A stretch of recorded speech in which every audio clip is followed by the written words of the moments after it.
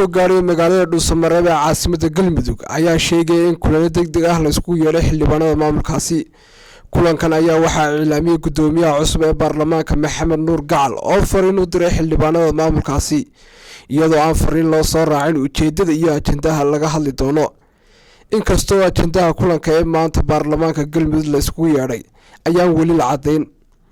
xaalka siyaasadeed ee Galmudug ee ku saleysan doorashada ayaa waxaa hareeyay khilaaf xoogan waxaana uu hogaanay Ahlu Sunna oo diidan sida ay wax u socdaan. Khilaafka dawladda ee Ahlu Sunna ayaa ka sidii loo horumar lahaa magacaabista gudoomiyaha guddida doorashooyinka madaxweynaha waxaana Ahlu Sunna dalbatay inuu iyaga ka imaado maadaama ay dawladda ay hore u keentay gudoomiyaha guddida doorashada baarlamaanka maamulkaasi.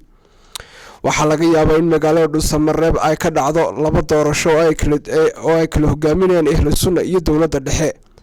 waxaana ay dawladda qorsheysay in ay adeegsato awood ciidan taasoo ah mid ka baxsan dastuurka u yaala maamul goboleedka iyo midka Soomaaliya. Saddam Xuseen Hurre, warbaahinta madaxa bannaan ee VOS News magaalada Hargeysa.